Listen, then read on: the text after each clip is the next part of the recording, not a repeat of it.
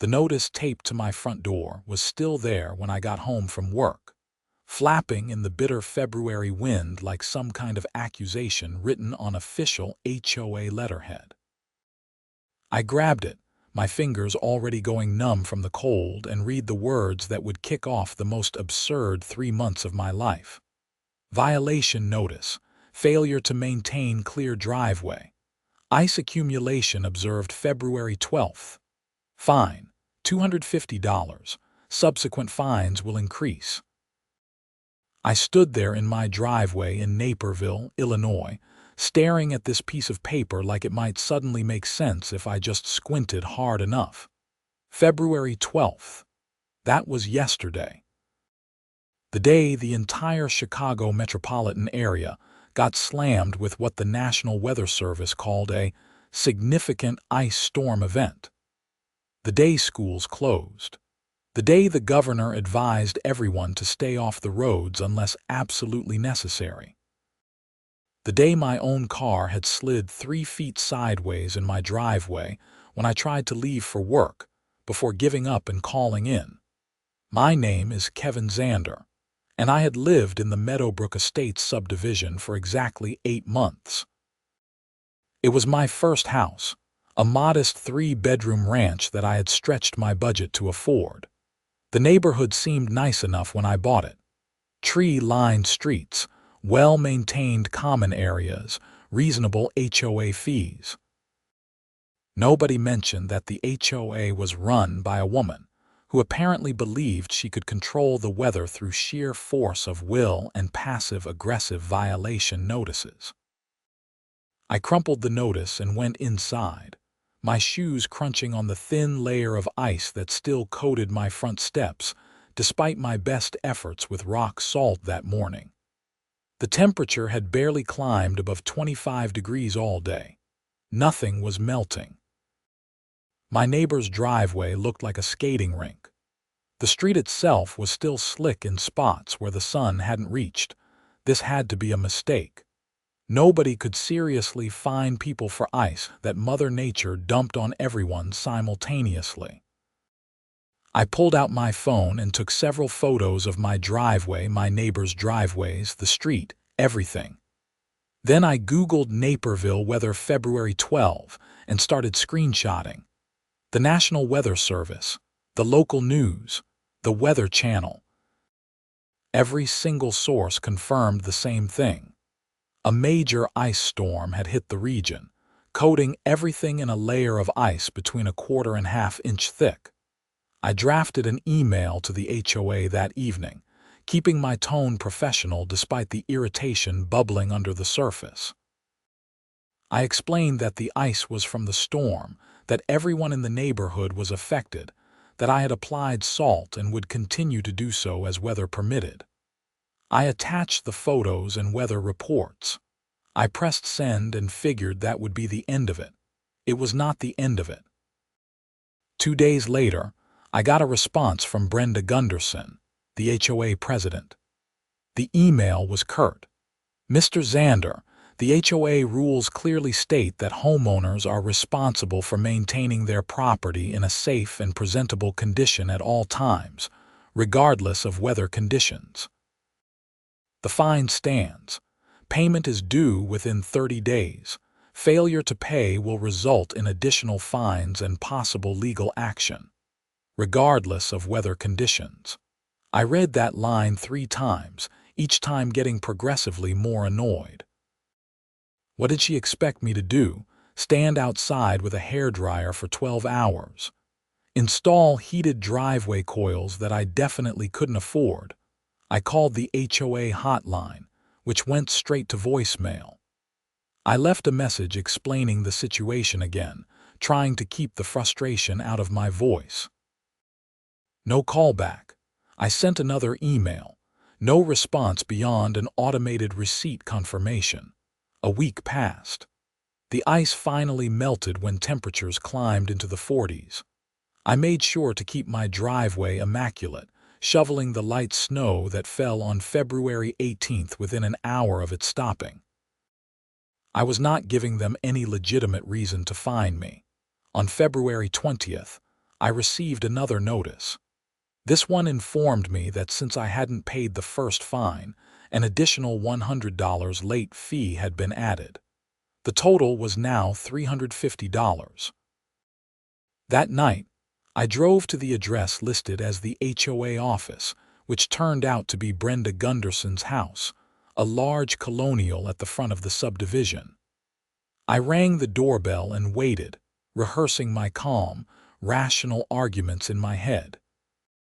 The woman who answered was probably in her mid-50s, with short blonde hair styled in that particular way that screamed, "I need to speak to your manager," from 50 yards away.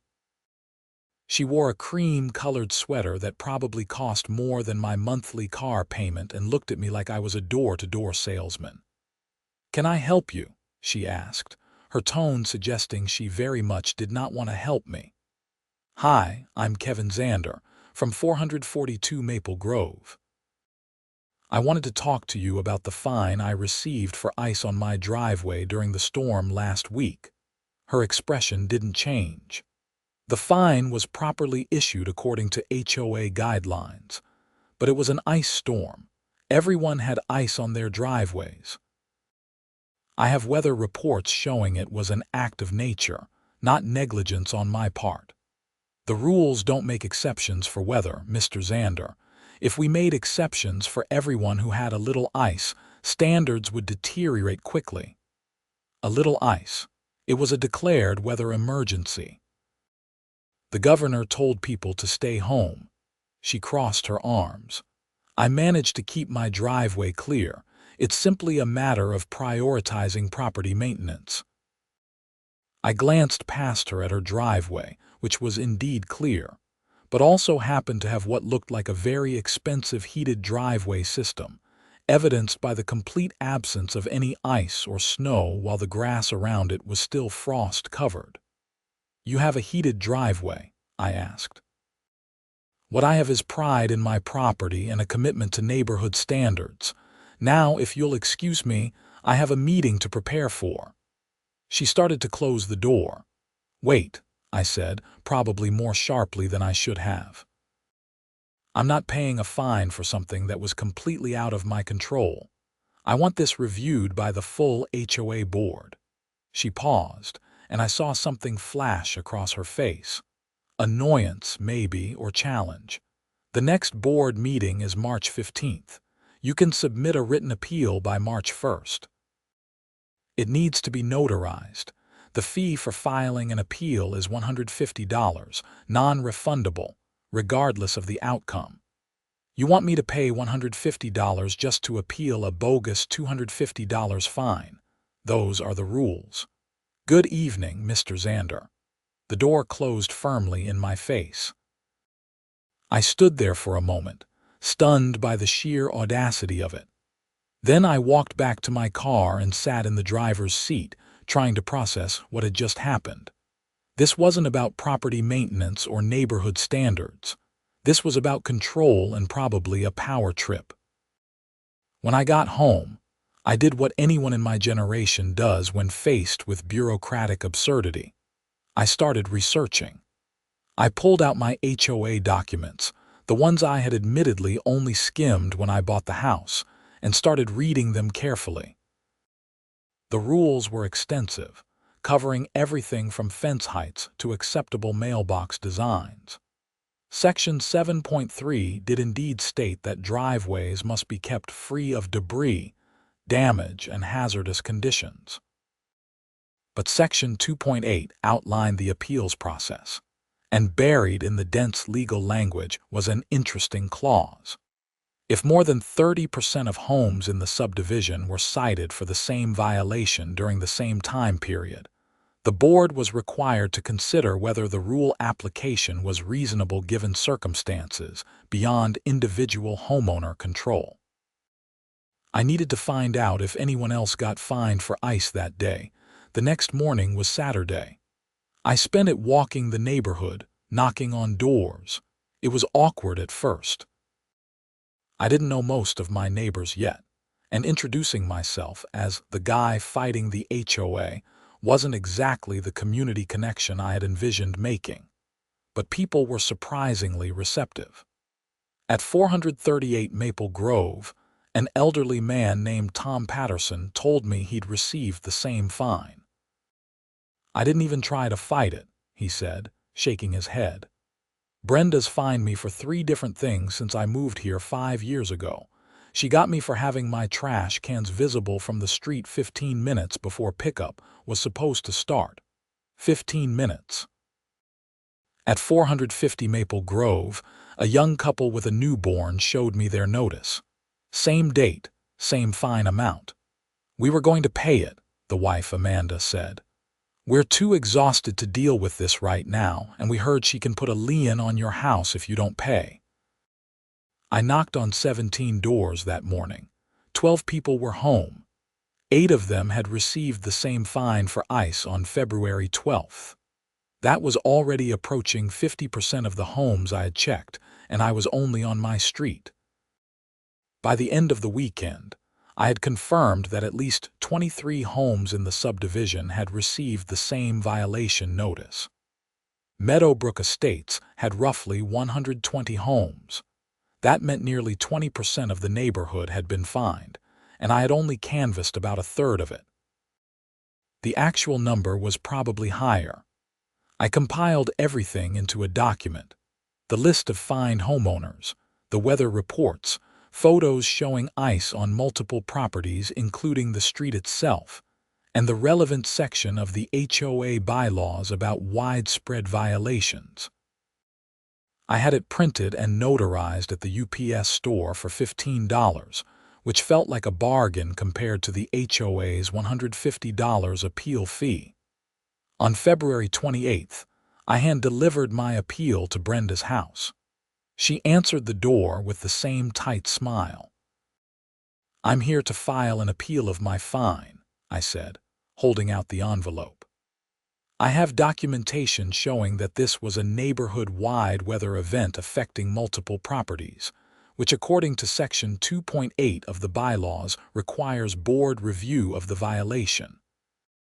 She took the envelope without looking at it. "Your appeal will be considered at the March 15th meeting. You'll need to pay the $150 appeal fee." Actually, I've submitted this under Section 2.8, which doesn't require a fee when questioning the reasonableness of widespread violation enforcement. Her smile tightened further. "Mr. Zander, I've been managing this HOA for 7 years. I think I know the bylaws. Then you know Section 2.8 exists and applies here. I'll have our lawyer review your submission. If the fee is required, you'll be notified." She closed the door again, and I was starting to recognize it as her signature move.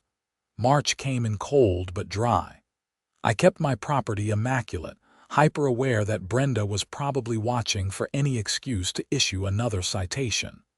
I shoveled snow before it could accumulate more than an inch. I kept my trash cans in the garage except during pickup hours. I even edged my lawn borders, which was completely unnecessary in late winter, but made me feel proactive. On March 10th, I received an email from the HOA's law firm, Kinsley & Associates. It was a polite but firm letter informing me that my interpretation of Section 2.8 was incorrect, that the appeal fee was required, and that my failure to pay it meant my appeal would not be heard at the March 15th meeting. Furthermore, the fine had now accumulated another $100 in late fees, bringing my total to $450. I called the law firm directly. After being transferred twice, I reached a paralegal named Sarah who listened to my explanation. "I can't provide legal advice," she said, "but I can tell you that if you want to dispute this, you might want to consult your own attorney. These HOA cases can get complicated. I shouldn't need an attorney to fight a fine for an ice storm. I understand your frustration, Mr. Zander. I'm just telling you what your options are." I hung up feeling defeated. An attorney would cost more than just paying the fine, which I suspected was exactly what Brenda was counting on. This was a war of attrition, and she had the HOA's legal budget backing her up.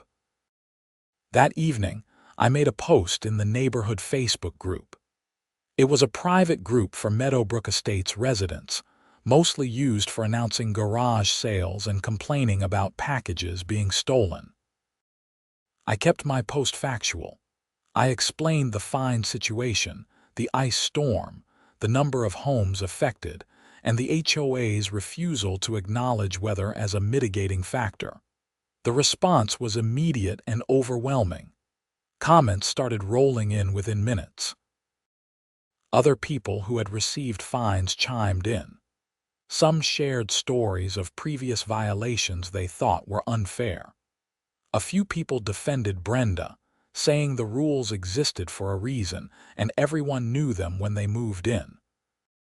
But the majority were sympathetic, and several people mentioned they were planning to attend the March 15th board meeting. Brenda removed my post within 2 hours. I received a private message from her through Facebook. Mr. Zander, using the neighborhood group to incite discord and undermine the HOA is a violation of community standards. Consider this your warning.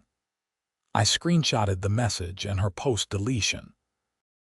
Then I created a separate Facebook group called Meadowbrook Estates Homeowner Discussion and invited everyone who had commented on my original post.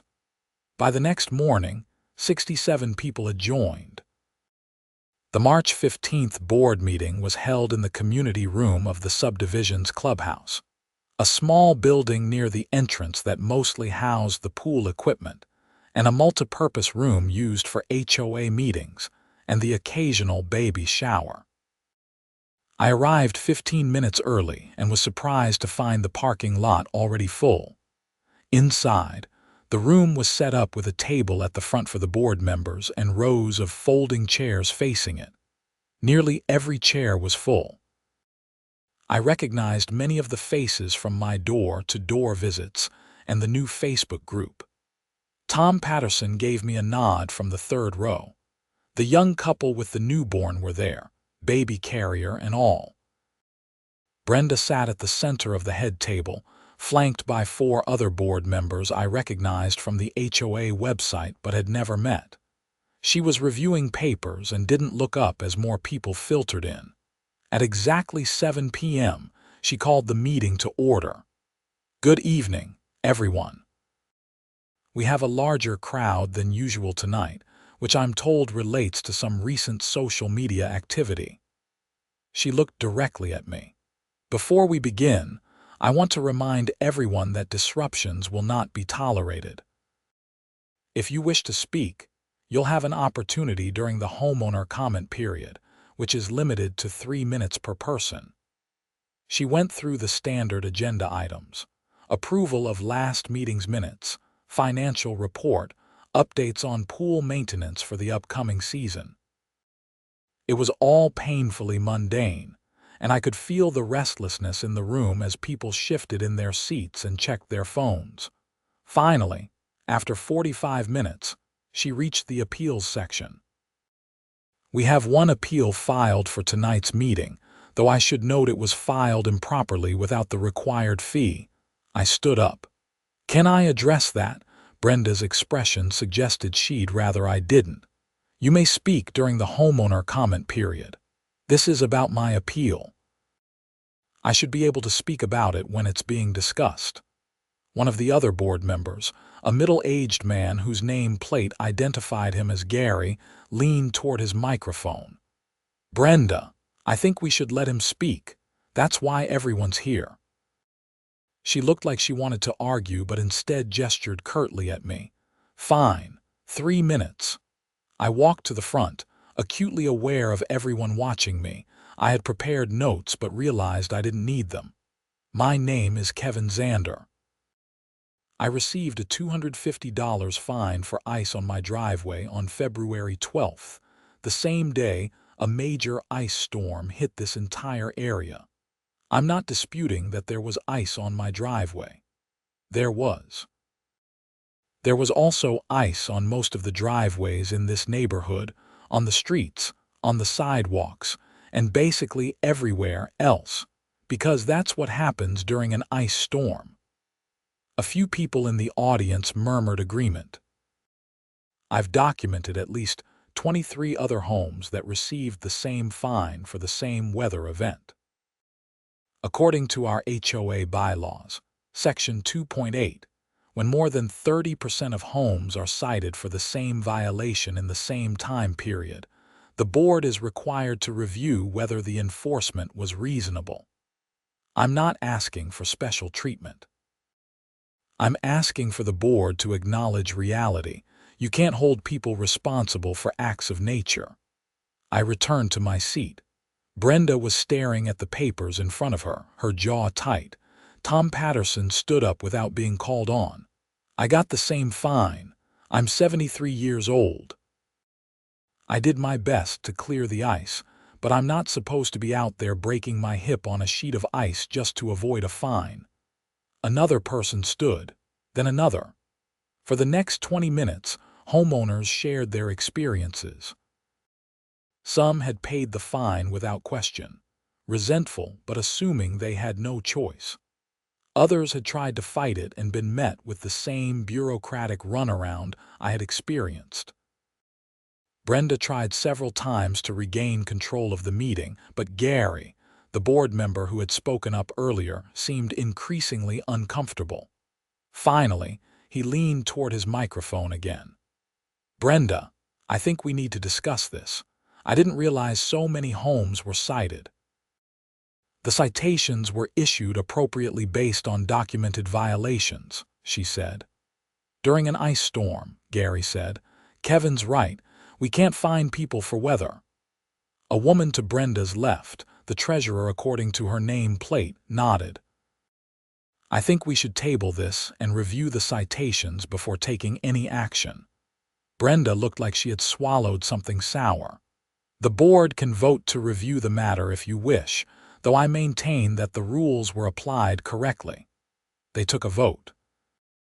It was 4-1 in favor of reviewing the ice storm citations, with only Brenda voting against. The meeting adjourned shortly after with a promise that the board would discuss the matter further and inform affected homeowners of their decision. I left feeling cautiously optimistic. People came up to me in the parking lot to thank me for speaking up. Tom Patterson shook my hand. "About time someone stood up to her," he said. "She's needed taking down a peg for years." But as I drove home, I couldn't shake the look on Brenda's face when the vote went against her. It wasn't acceptance or even resignation. It was anger. 3 days later, I received another violation notice. This time it was for unapproved exterior modifications. According to the notice, the weather stripping I had installed around my front door the previous month was not the approved color and needed to be replaced within 10 days, or I would face a $300 fine. I stared at the weather stripping. It was black, same as the door frame, completely unobtrusive. I pulled out my HOA documents and found the section on exterior modifications. There was indeed a requirement to submit requests for approval before making changes, but weather stripping wasn't listed among the items requiring approval. That list included things like fences, sheds, and major landscaping changes. I took photos and sent an email to the HOA board, copying all the members whose emails I could find online, not just Brenda. I pointed out that weather stripping wasn't on the list of modifications requiring approval and asked for clarification. Brenda responded within an hour. "All exterior modifications require approval. The list is illustrative, not exhaustive. The weather stripping is not compliant with neighborhood aesthetic standards." I responded, "What are the aesthetic standards for weather stripping? Where can I find the list of approved colors?" No response. Over the next week, I received 3 more violation notices. One for parking my car on the street overnight when I had friends over and my driveway was full, apparently a violation. though half the neighborhood regularly parked on the street. One for having my garbage can lid slightly open on a windy day. One for lawn maintenance concerns, even though there was still snow on the ground and nothing was growing. Each fine was between $200 and $300. The total was now over $1,200 in various fines and fees. It was obvious what was happening. This was retaliation, pure and simple. Brenda was going to bury me in violations until I either gave up and moved or submitted to her authority. I posted about the situation in the Facebook group, and the response was immediate and furious. Other people started reporting similar experiences. Anyone who had spoken up at the meeting or been active in the Facebook group was suddenly getting violation notices for minor or questionable infractions. A woman named Patricia who lived on Oak Ridge Drive received a fine for wind chimes that were too loud, even though HOA rules didn't mention sound restrictions for decorations. A man named Jeff got cited for having a basketball hoop in his driveway, which had been there for 3 years without issue. The Facebook group exploded with activity. People started documenting everything, taking photos, comparing notes. Someone discovered that Brenda's own property had several violations by the same standards she was enforcing against others. Her mailbox was slightly off-center from her driveway. Her house numbers were a different font than specified in the design guidelines, and her landscaping included a species of ornamental grass that wasn't on the approved plants list. On March 28th, I received a certified letter from Kinsley and Associates, the HOA's law firm. It informed me that I was now in arrears to the HOA in the amount of $1,650. They'd added more late fees, and that if I didn't pay within 15 days, the HOA would file a lien against my property. A lien on my house. Because of an ice storm and some weather stripping, I sat at my kitchen table and seriously considered just paying it. I could put it on a credit card, deal with the debt, and move on with my life. But the thought of giving in to Brenda's bullying made my stomach turn. This wasn't about the money anymore. It was about principle. I called a lawyer the next day. His name was Martin Keller, and he specialized in real estate and HOA disputes. His office was in downtown Naperville, a modest suite above a coffee shop. Martin was probably in his 60s, with gray hair and the kind of calm demeanor that suggested he'd seen everything twice. I laid out the entire situation: the ice storm fine, the appeals process, the retaliatory violations, the threat of a lien. He listened without interrupting, occasionally taking notes. When I finished, he sat back in his chair and sighed. HOA cases are always messy, he said. The problem is that HOAs have a lot of power. They can fine you, put liens on your property, even foreclose in extreme cases. But they're also bound by their own bylaws and by Illinois law, and it sounds like your HOA president is overstepping on multiple fronts. So I have a case, potentially. The ice storm fine is questionable at best. Weather events are generally considered outside a homeowner's control, and if she cited 20 or more homes for the same thing, a judge would likely see that as unreasonable enforcement. The retaliatory violations are trickier, but could support a harassment claim, especially if we can establish a pattern targeting people who opposed her at the board meeting. What about the lien threat? They can file a lien for unpaid fines if it's in your HOA documents, but a lien isn't the same as foreclosure. They'd have to sue you to enforce it, and given the circumstances, I don't think they'd win. But liens can complicate things if you try to sell or refinance. What do you recommend? Martin leaned forward. First, we respond to the law firm's letter formally disputing the fines and putting them on notice about the harassment. Second, we file a complaint with the Illinois Attorney General's office. HOAs are subject to state oversight, and this kind of targeted enforcement might interest them. Third, we consider a lawsuit against the HOA for harassment and improper governance. How much is this going to cost me? He named a figure that made my eyes water. It wasn't astronomical, but it was more than I had readily available, and there was no guarantee of winning or recovering costs. Let me think about it, I said. I spent that weekend running the numbers and weighing my options. Pay the fines and move on, but live under Brenda's thumb and encourage her behavior toward others. Fight it legally, potentially win but rack up attorney fees and stress. Try to work within the HOA system to remove Brenda from power, which could take months or years. On Monday, I made my decision. I called Martin and told him to send the response letter and file the AG complaint. I wasn't ready to commit to a full lawsuit yet, but I wanted to push back formally. The response letter went out on April 2nd.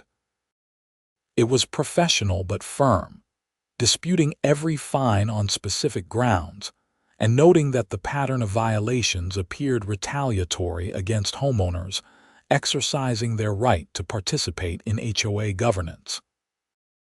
It concluded by demanding that all fines be rescinded and warning that continued harassment would result in legal action. 2 days later, I got a call from Gary, the board member who had spoken up at the meeting. "Kevin, do you have a few minutes to talk? I think we should meet." We met at a Starbucks near the subdivision. Gary was a software engineer who worked from home and had been on the board for 2 years. "I didn't realize how bad things had gotten," he said. "Brenda runs the board meetings, handles most of the communications, and basically manages everything day to day. The rest of us just show up once a month and vote on whatever she presents. So you didn't know about all the violation notices, not the extent of it." I knew she issued citations sometimes, but I didn't know she was targeting people who opposed her. That's not okay. "Can the board remove her as president?" "Technically, yes. We can call a special election, but it requires a majority vote of the board or a petition from 25% of homeowners.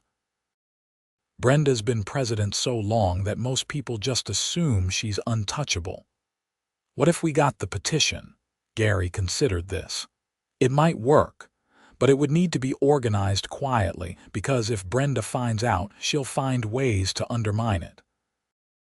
Over the next 3 weeks, Gary and I worked with the Facebook group to organize a petition calling for new HOA board elections. We needed 30 homeowners to sign, representing 25% of the subdivision's 120 homes. We drafted a simple statement expressing lack of confidence in the current board leadership and requesting a special election for all board positions. People were eager to sign. Tom Patterson was one of the first. Patricia and Jeff both signed. The young couple with the newborn signed. We reached 30 signatures within 10 days and continued collecting more, eventually reaching 48. On April 24th, we submitted the petition to the board via certified mail to all members, not just Brenda. According to the bylaws, the board had to schedule a special election within 45 days of receiving a valid petition. Brenda's response was swift and aggressive. She sent an email to all homeowners claiming that the petition was being organized by a small group of malcontents seeking to avoid accountability for violations, and that new board elections would be costly and disruptive. She scheduled a town hall meeting to discuss the petition and what she called recent attacks on HOA leadership. The town hall was held on May 2nd, and the community room was packed again. Brenda stood at the front with a PowerPoint presentation prepared. She went through slides showing the HOA's financials, accomplishments during her tenure, and improvements to the neighborhood. Then she got to a slide titled Recent challenges. Over the past 2 months, she said, a small number of homeowners have attempted to undermine the HOA's ability to maintain neighborhood standards. They've used social media to spread misinformation, filed frivolous appeals, and now they're trying to force an expensive special election. All of this because they don't want to follow the rules. She clicked to the next slide, which showed a list of names. My name was at the top, followed by Tom Patterson, Gary, and about a dozen others who had been active in the Facebook group or signed the petition early. These individuals have been cited for legitimate violations, Brenda continued. Instead of taking responsibility, they've chosen to attack the HOA and its leadership. I want everyone here to understand that if we give in to this kind of behavior, our neighborhood standards will deteriorate rapidly. I felt my face getting hot. This was a public shaming, plain and simple. I stood up. That's not what this is about, and you know it. Mr. Zander, you'll have a chance to speak during the comment period. No, I'll speak now. You're misrepresenting the situation to everyone here. You fined dozens of people for ice during an ice storm. When we challenged you on it, you started issuing retaliatory violations. You're not maintaining standards. You're abusing your authority. The room erupted with people talking over each other. Some were agreeing with me, others with Brenda. Gary stood up and tried to restore order, but it took several minutes before people quieted down. Tom Patterson stood up, leaning on his cane. I've lived here 5 years, and I've watched Brenda use the HOA like her personal fiefdom. She finds people she doesn't like and ignores violations from her friends. It's time for new leadership. More people started standing and speaking. The meeting devolved into a chaotic series of accusations and defenses. Brenda tried multiple times to adjourn the meeting, but people kept talking. Finally, Gary took the microphone from her. We're going to have the election, he said. The petition is valid. We have the required signatures, and the bylaws are clear. The board will schedule it for mid-June. Brenda looked furious but didn't argue further. The meeting broke up with the room divided into clear factions. Those who supported Brenda and thought the rules should be enforced strictly, and those who wanted new leadership and more reasonable governance. Over the next few weeks, the campaign for board positions became intense. Brenda was running for re-election as president, and she had 2 allies running for other board positions. On the opposing side, Gary was running for president. I was running for a board seat, and Tom Patterson agreed to run despite his age because he wanted to see change. Brenda and her supporters went door to door campaigning, emphasizing property values and strict enforcement. She put up signs around the neighborhood saying, "Vote for strong leadership," with her name. Our group focused on fairness and reasonable governance. We highlighted specific cases where enforcement seemed arbitrary or retaliatory. We talked about building community instead of ruling through fear of fines. The Illinois Attorney General's office contacted me in mid-May. An investigator named Rodriguez called to say they had received my complaint and were looking into the HOA's governance practices. We've seen a pattern of complaints about this particular HOA, he said. Your case helped establish a clearer picture of potential violations of the Illinois Homeowners Association Act. What kind of violations? Primarily around selective enforcement and failure to follow proper procedures for appeals. If we determine violations occurred, we can impose fines on the HOA and require corrective action. But these investigations take time. It was something, at least. Official scrutiny might make Brenda think twice about future retaliation, regardless of how the election went. The special election was scheduled for June 18th. Voting would take place in the community room from noon to 8 p.m. The results would be announced that evening. The Saturday before the election, I was in my front yard planting flowers when Brenda's car pulled up. She got out and walked across my lawn, which felt like a violation in itself given how obsessed she was with property maintenance.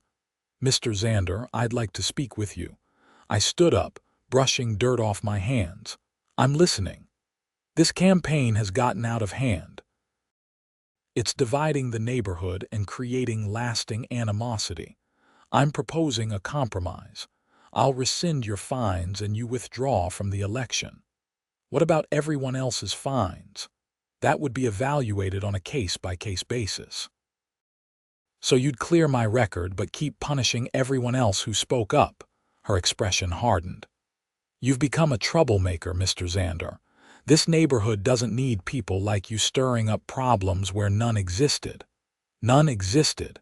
You find people for an ice storm, Brenda. You issued retaliatory violations against anyone who disagreed with you. You're exactly the kind of HOA president that gives HOAs a bad name." "I've maintained property values here for 7 years.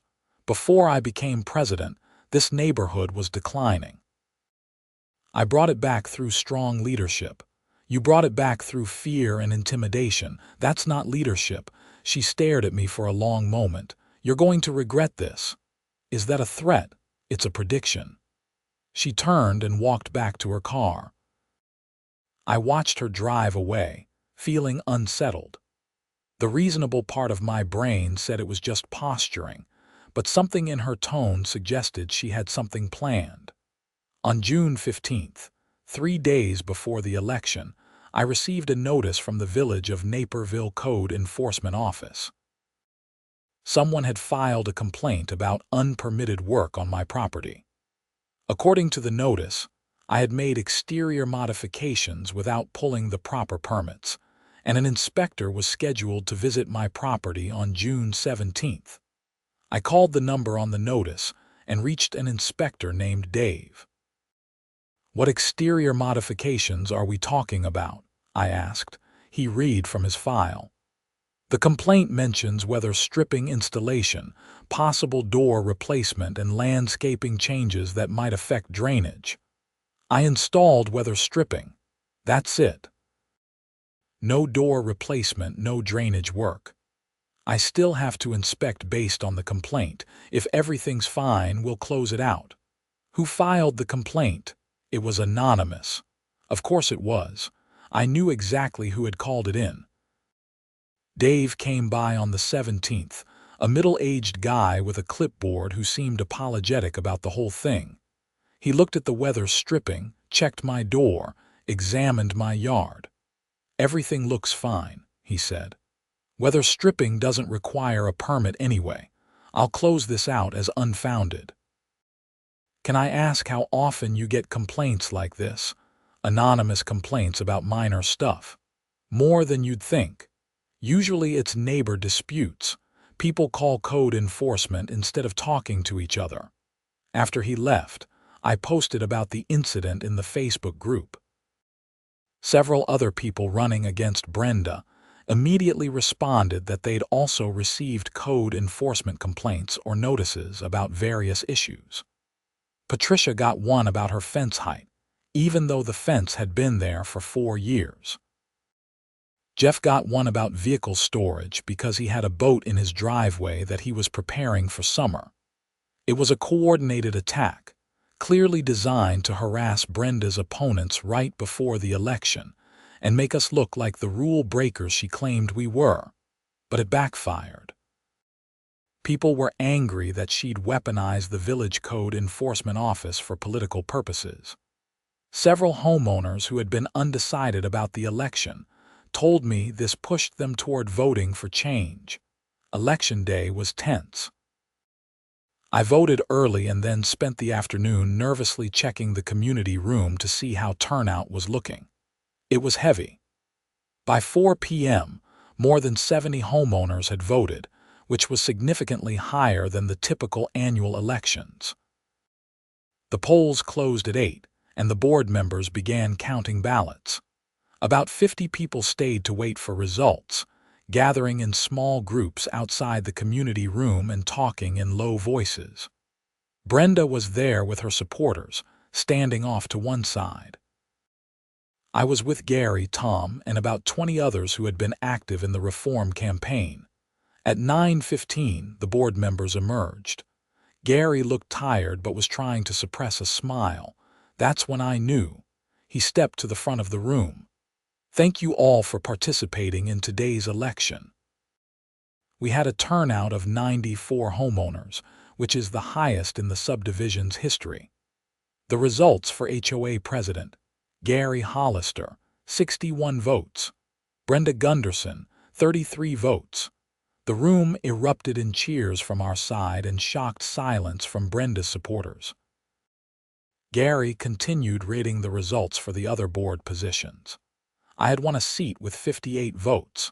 Tom had won with 52 votes.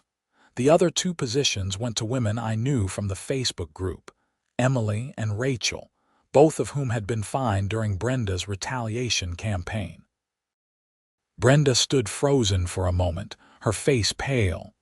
Then she gathered her things and walked out without a word. A few of her supporters followed, but most stayed, looking uncertain. The first meeting of the new board was held on July 6th. Gary officially took over as president, and we got to work addressing the issues that had brought us together. The first order of business was reviewing all violation notices issued since February 12th. We went through them one by one. The ice storm fines were rescinded unanimously. Most of the retaliatory violations were also rescinded after review. A few violations were determined to be legitimate, and the homeowners agreed to address them, but the fines were reduced or waived as a goodwill gesture. We updated the HOA's violation procedures to include clearer criteria for what constituted a violation and a more transparent appeals process. We eliminated the appeal fee entirely and established that all violation notices would be reviewed by at least 2 board members before being issued, not just the president acting alone. We also started investigating the HOA's finances more carefully. Brenda had been managing the accounts with minimal oversight, and while we didn't find evidence of theft, we did find some questionable expenses. She had been billing the HOA for personal mileage at a rate significantly higher than the IRS standard. She had paid the HOA's law firm thousands of dollars in consultation fees without board approval, most of which seemed related to her disputes with homeowners rather than legitimate HOA legal needs. In August, the Illinois Attorney General's office concluded their investigation. They issued a formal finding that the Meadowbrook Estates, HOA under Brenda Gunderson's leadership, had violated the Illinois Homeowners Association Act through selective enforcement of rules, failure to follow proper procedures for violations and appeals, and retaliatory actions against homeowners exercising their rights.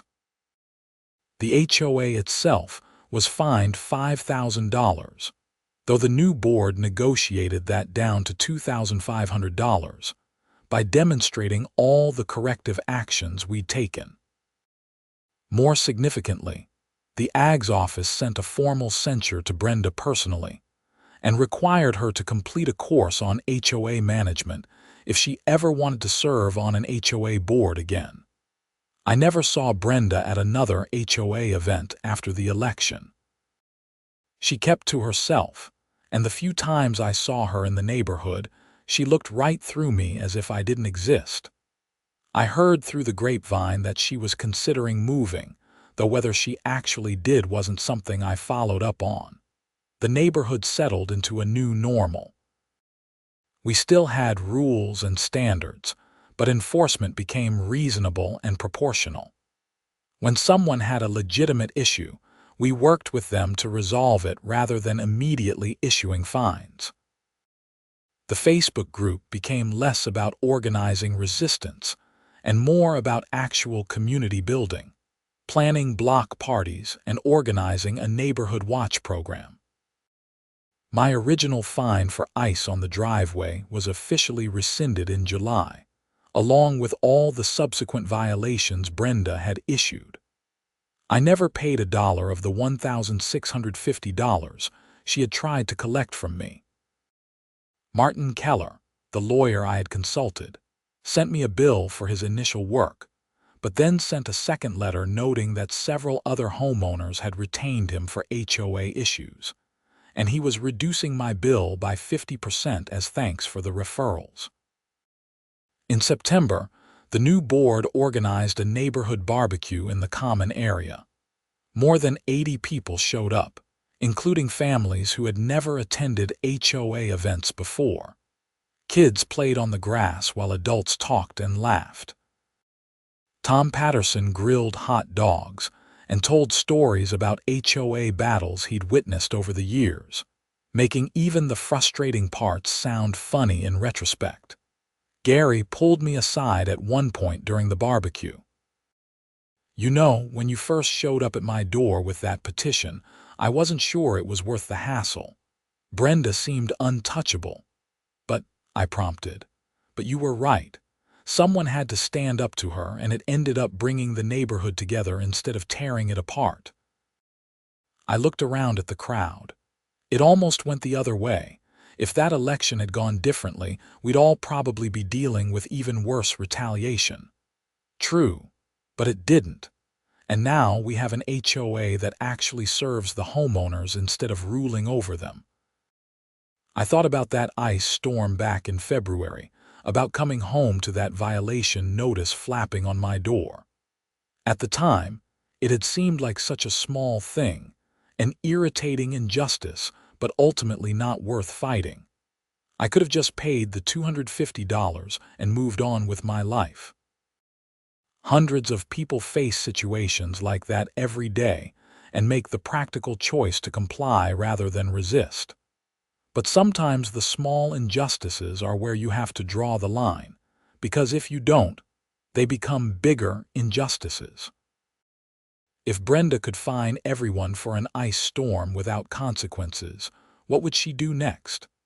How far would she push before someone finally said no? Winter came around again, and in January, another ice storm hit Naperville. I woke up to find my driveway coated in ice, just like the year before. But this time, I didn't panic about violation notices. I went outside when the weather cleared, chipped away what ice I could, and salted the rest. So did my neighbors. No fines were issued. No threatening letters appeared. It turned out that when an HOA is run by reasonable people focused on maintaining a community rather than enforcing compliance, even something as simple as weather could be handled like rational adults.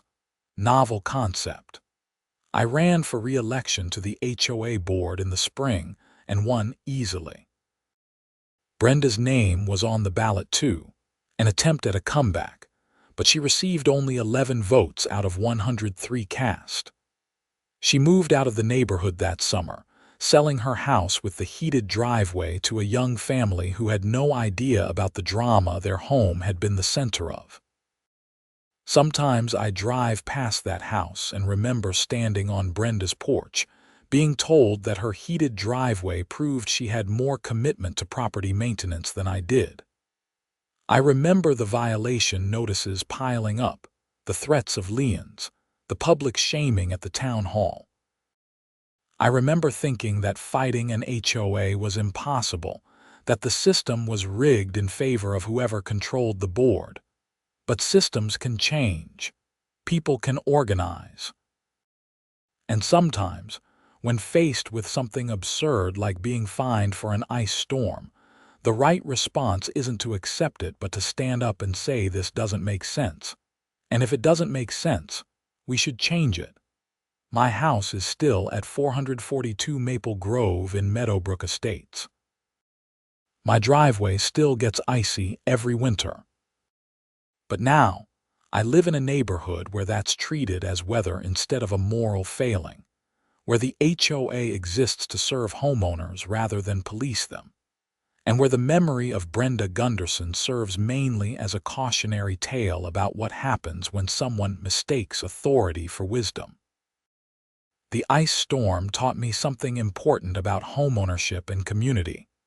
The rules matter less than the people enforcing them, and when those people lose sight of why the rules exist, it's not just your right to challenge them.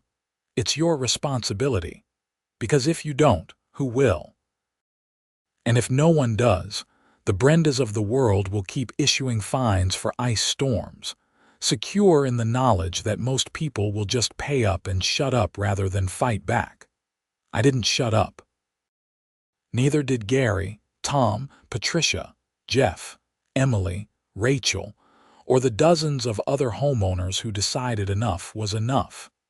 And because we didn't, Meadowbrook Estates became the kind of neighborhood where people actually want to live, not just the kind where they're afraid of stepping out of line. That's worth more than any fine I didn't have to pay. That's worth the stress, the late nights organizing petitions, the confrontations and accusations. Because at the end of it all, we built something better than what was there before, and that's really what a community should be about. The weather stripping is still black, by the way. Nobody's complained about it since.